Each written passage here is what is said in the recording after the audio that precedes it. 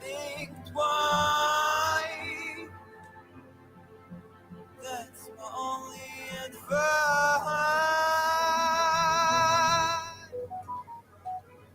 Oh, who do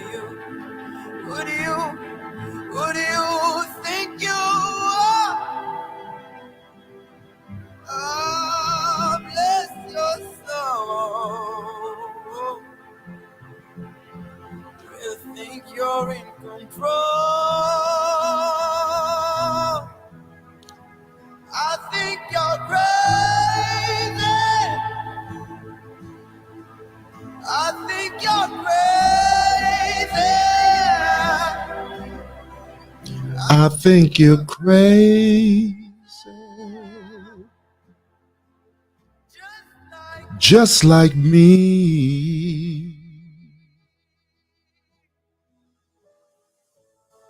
My heroes had it hard, losing lives out on the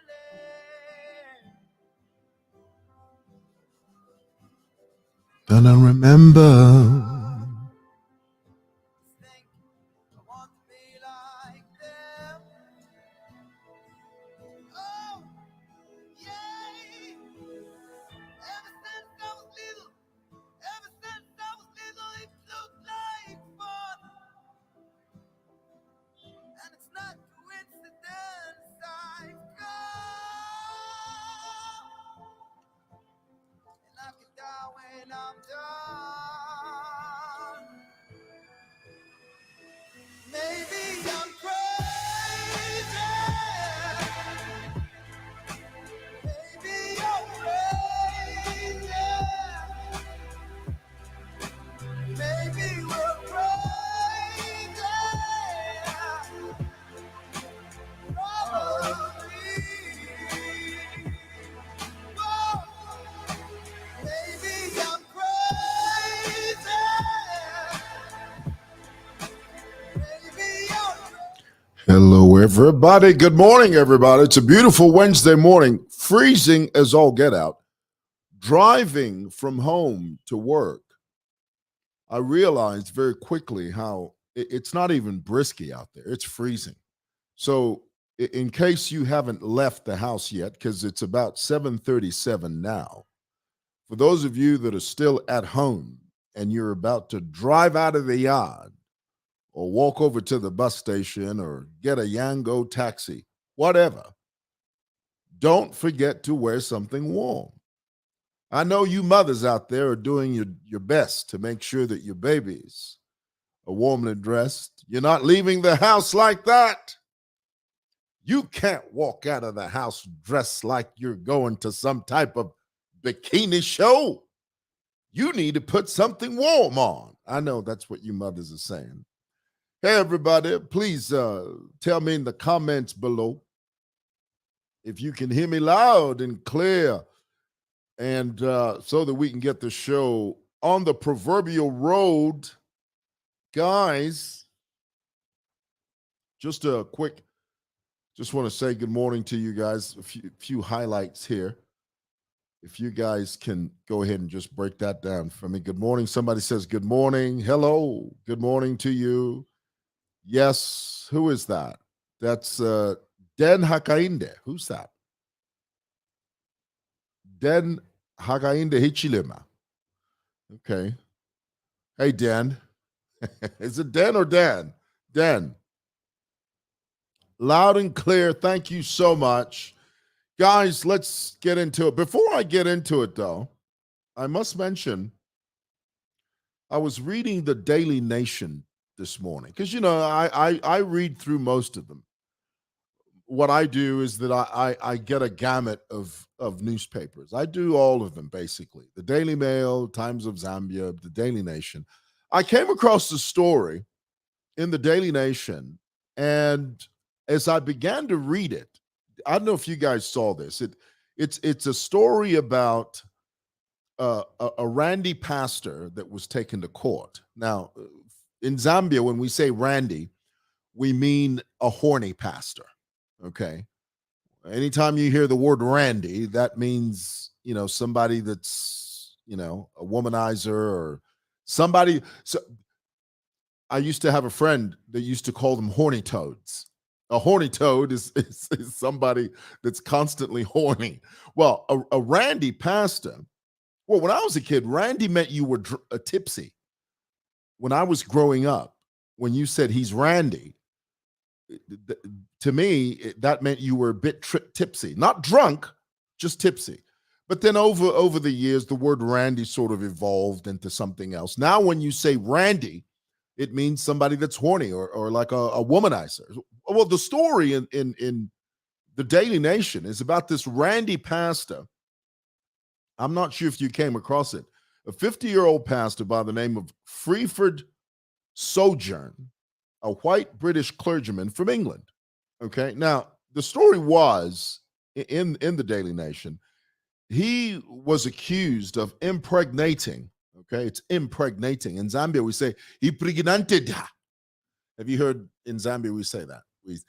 No, she was impregnated.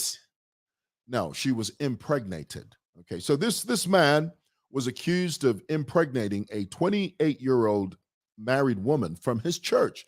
Now, the story, according to this story, this happened in Kanjombe compound. Do you know where this is? I've never even heard of this. Okay, Kanjombe compound, and here's the story. This white British pastor,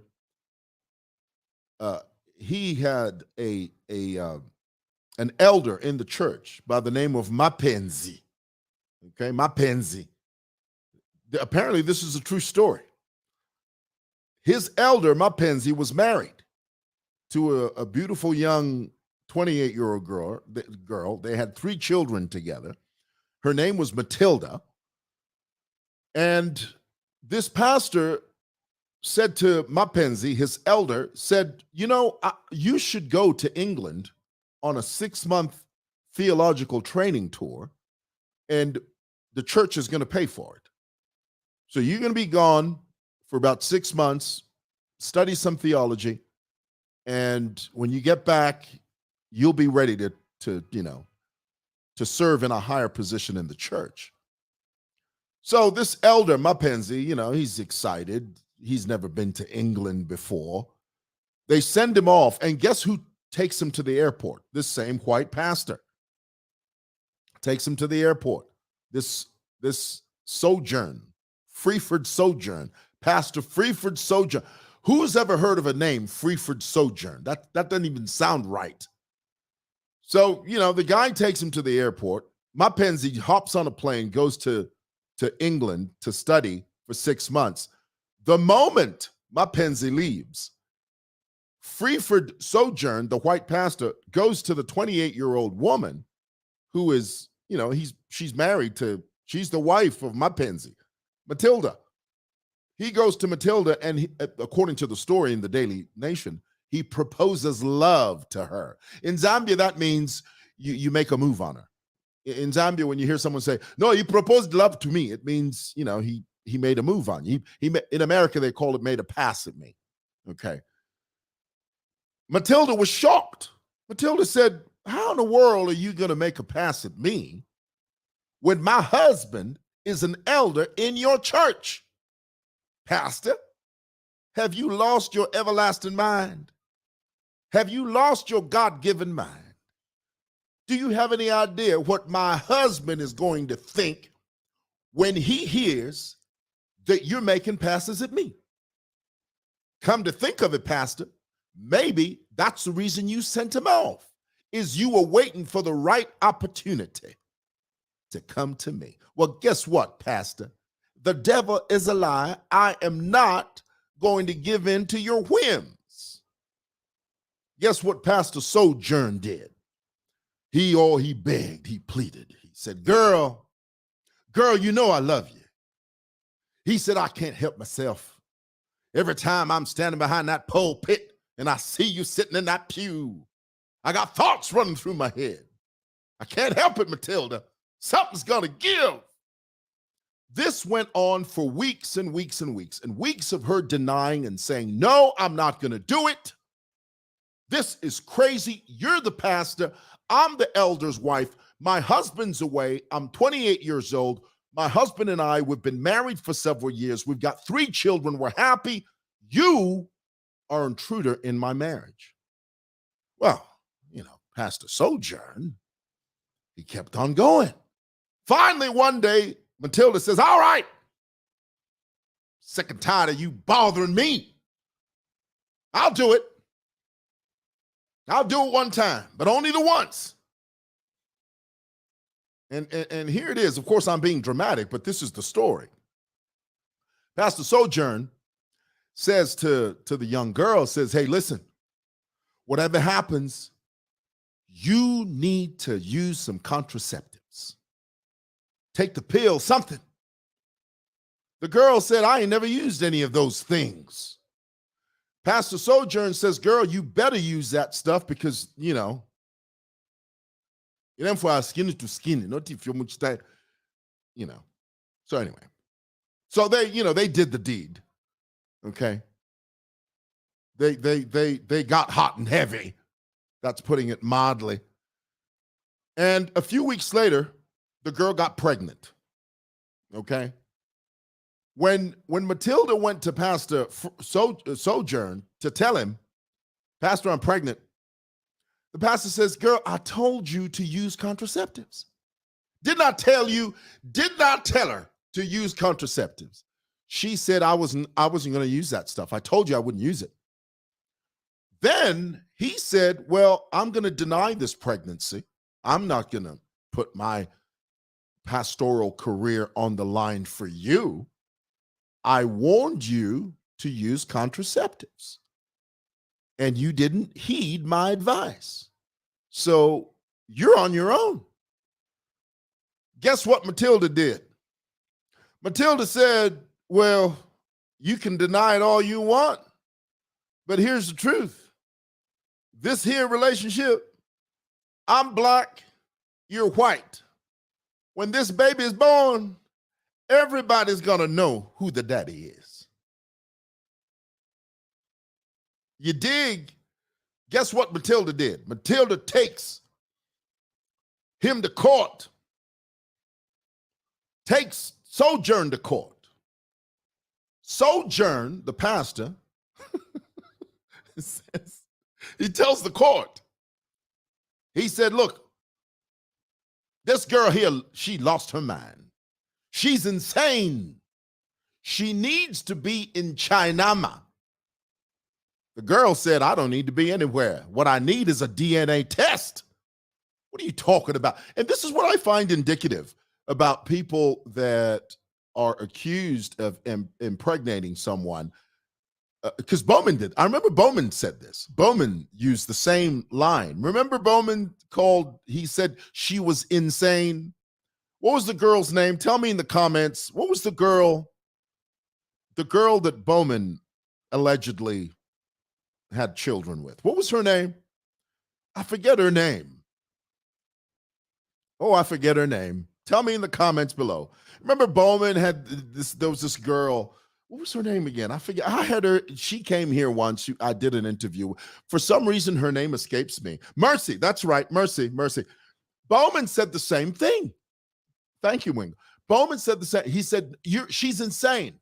Well, Sojourn, Pastor Sojourn, says to the court, this girl needs to go to China. She needs some type of medical attention. Matilda stands up and says, I don't need to go anywhere. What I need is a DNA test.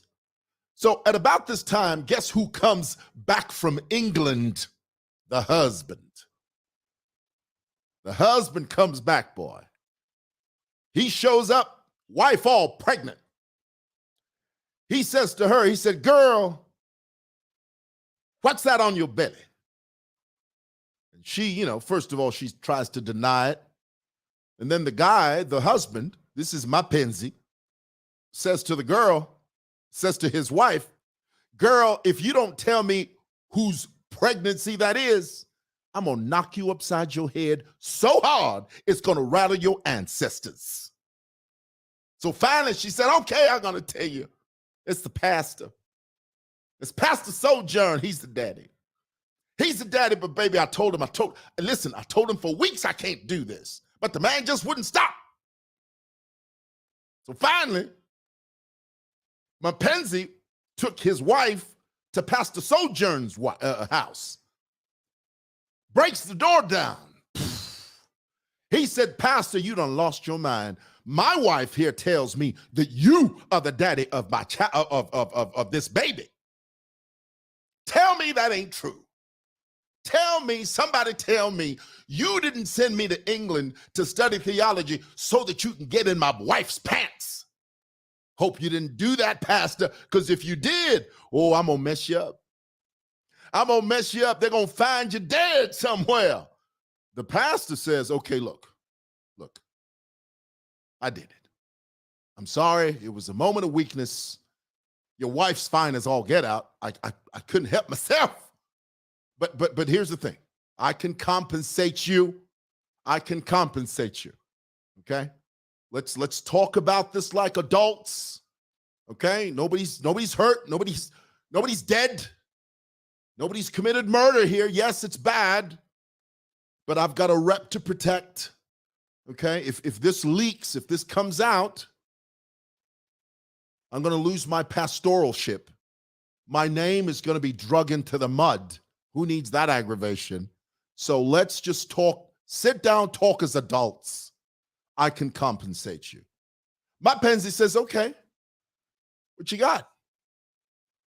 Pastor Sojourn says, here's what I'm going to give you. In exchange for your silence, I'll give you a 24-inch television set. I'll give you a radio cassette player with 4 speakers. Okay, let's be clear about that. I'll give you 4 black pots.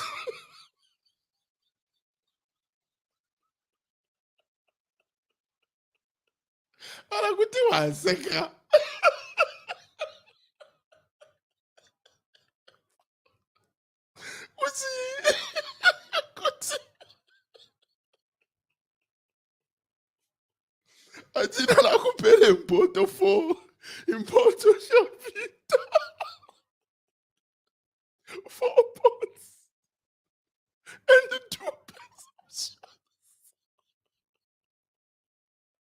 No, Mackenzie. Oh, this is hilarious.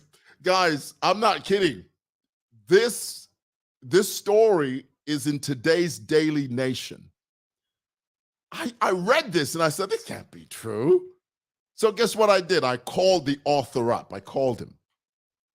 And I said, hey, man, I just read your story. I said, what is this? Is this real? Is it fiction? He said, oh, no, Mr. Warner, this is real. I said, well, when did this happen? He said, this happened in the 80s, the 1980s. You know, back in the 80s, in the Kaunda regime, they used to do what was called the cleanup. It was a cleanup exercise. You know, the police would surround certain compounds to make sure that there was no witchcraft and, all types of machinations and things like that. The police, the authorities in those days would frown upon things like that. So they would conduct these impromptu cleanup exercises. They called them, if you remember, in the 80s. For those of you that, some of you weren't even alive in the 80s, but there was such a thing as the cleanup. They call it the cleanup. Surround a compound. You know, everybody, people that had witch charms and fetishes in their homes, you know, they would empty all this stuff. That it was during the 80s. So I asked the guy, I said, well, what, your story doesn't say that. And I also didn't like the fact that they used a picture of some white random guy. They just posted his picture there. And I said, guys, Daily Nation, you have to be more responsible. You can't just post someone's picture and blank his eyes out and think it's okay. Somebody will sue you. I mean, the stories, it sounds ridiculous, but according to the writer, it's a true story. Tell me in the comments if you've read this story. But even if the truth is, and this is the truth, is that even if this story may not be true, well, but according to the author, it is true. The truth is, human nature has stories like this. Human nature is replete with stories like this. I just found it humorous that as compensation, the white man offered these things. So if you want to read the story, go to the Daily Nation and read that. You can finish the story. I won't finish it for you, and then you can come up with your own sort of conclusion. All right, let's talk about for a moment. Just want to bring this up. Fred Membe's suspicious support for the Zanu-Pf. Now I know why Fred has done this. It's clear as day. First of all, let me go back a bit. Remember when Sata passed away and Edgar Lungu was announced as the candidate on the PF ticket? And there was this feeling that Sata had bequeathed, in a sense. And we should never make that mistake ever again as a people. It's fine for a person to run as president purely on merit. But this idea that you can bequeath leadership is ridiculous. I need you to understand that. Okay? To bequeath. When you take leadership and say, especially in a democracy, in a society where society chooses its leaders, a government for the people, a government of the people, especially in that environment. Bequeathing leadership or giving leadership to someone as if it's some type of monarchy or kingship or chieftaindom is wrong. And somehow in Zambia, we had this idea that, Wasata had bequeathed Zambia's leadership to this gentleman named Edgar Lungu. Now, the great thing about that episode was that the people truly did rally behind him. I mean, we chose Lungu to be president. But it was clouded underneath a shroud of bequeathment, which is wrong in my view. People should be president or vied to be president on merit, not because someone says, no,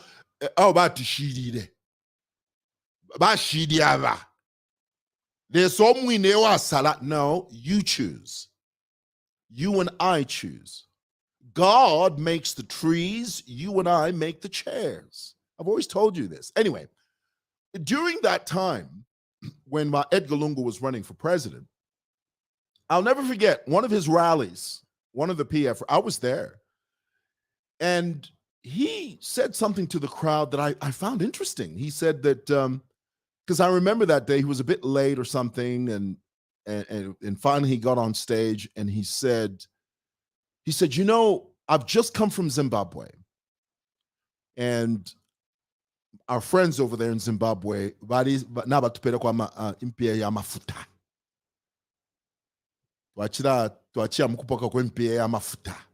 my language, what that means is, the Zanu-Pf, in those days, Robert Mugabe was alive.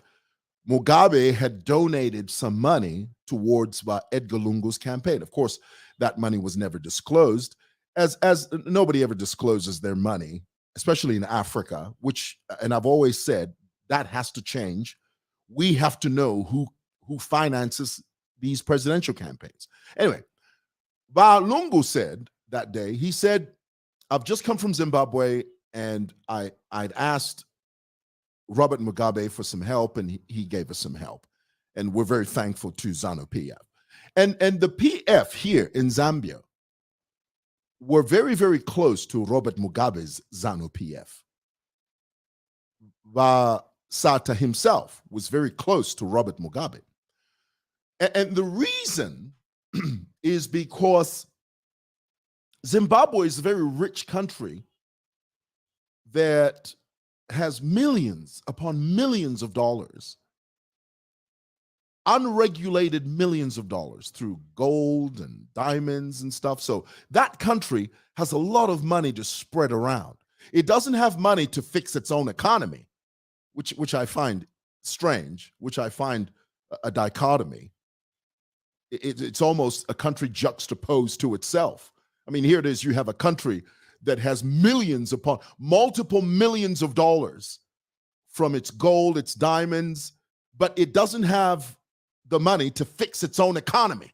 It just tells you that the people that benefit from Zimbabwe's economy are a remnant, a select few. It's just a few people that benefit from that country's resources. So when Edgar Lungu mentioned that, for me, it resonated that Zanu-Pf is very close to the PF because of the money that they got from Zanu-Pf. So here it is now. We have just witnessed another sham of an election in Zimbabwe. Emerson Mnangagwa has once again demonstrated that there is no such thing as a free and fair election in Zimbabwe. And there are many reasons for that. One of the reasons is that the Zimbabwean politics is so entrenched, even in the army, so much so that the army is permeated with political corruption. The police permeated with political corruption. So it's very difficult for that society to function as a democracy. There is no separation of offices. Everything is a quagmire. Everything blends into everything else. I mean, you imagine a country that has an armed forces, that has a country that has a military wing that is completely inundated, completely infiltrated, completely and totally corrupted by politicians. That's Zimbabwe. So whenever you hear Fred Membe, I just heard him yesterday. Oh, and Fred, I tell you, Fred, you are such a disappointment. I must tell you, if you're listening to this, you make my stomach churn, not turn, churn. It would not have been so bad had Fred simply said, we congratulate Emerson Mnangagwa, which I would never say that, because what's there to congratulate? That whole election is a sham. Zimbabwe's election is a sham. The Zimbabwean people are operating under an iron fist. The tyrannical reign of the Zanu-Pf is draconian. And the people of Zimbabwe are oppressed beyond belief. How then can Fred Membe, who talks about democracy and who wants to run for president of this nation, how then does he stand on the highest mountaintop and then he praises? I mean, literally lauds. You know, laud? You know the word laud? Not Lord, lauds. To laud means to heap. To heap. Not load, laud. To heap praises on the Zanu-Pf. I congratulate Emerson Mnangagwa for the magnificent, the stupendous, the super election, the magnificent win, the magnificent victory. Of course, I'm paraphrasing, but he meant the same. This is the reason Fred Membe did that. It's because he knows if he's in good books with Emerson Mnangagwa, Fred Membe could potentially be a recipient of that Zimbabwean gold. Fred Membe could possibly be a recipient of that Zimbabwean diamond industry. If Fred Membe lauds and praises and uplifts and attempts to legitimize that sham of an election over there in Zimbabwe, Fred Membe thinks Mnangagwa is going to throw him a little something, something. Give him a couple of millions. Break him off part of that gold and diamonds as a way of saying, Fred, thank you for for speaking on our behalf. Thank you, Fred, for saying those great things about us, even though we know we're a bunch of scoundrels. This is Emerson Mnangagwa talking now. Fred, thank you for that vote of confidence. Even though we're a bunch of despots and bottom feeders, even though we've oppressed our people for years, even though Zanu-Pf is a draconian, clandestine, oppressive operation that will stop at nothing. A political party that has convinced the Zimbabwean people that they are helpless and that they can do nothing about it. Rubbish. Well, Zanu-Pf may be riding high on the saddle now, but one of these days, it's going to be bye-bye. And it's going to be sooner rather than later. That, my brothers and sisters, is the truth. You can stick that in your pipe. You can smoke it. Aren't you glad we live in Zambia? Yeah, we've got problems. Goodness, we've got problems. But I'd rather live here than that crazy country, Zimbabwe, with those Zanu-Pf despots. Goodness gracious alive. Unbelievable.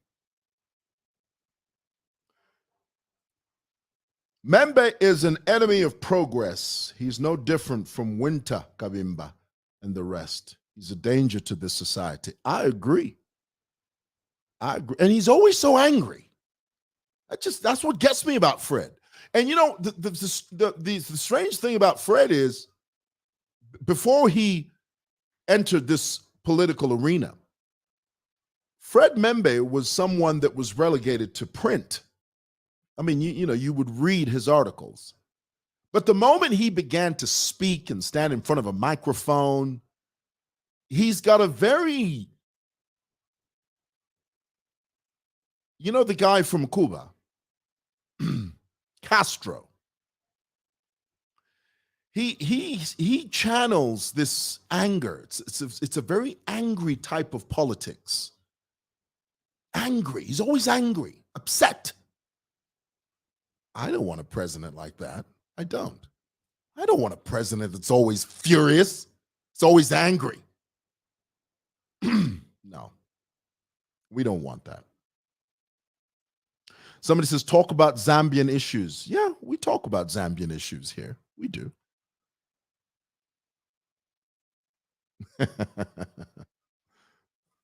Thanks for telling the liar off. Well, hey, guys, I appreciate that. I'm going to go do some street vlogging now. Thanks for watching. God bless. And if there's anything I've said to you here that you don't like, well, in the words of my dear friend Chuck LeBlanc, you can jump through this. Bye.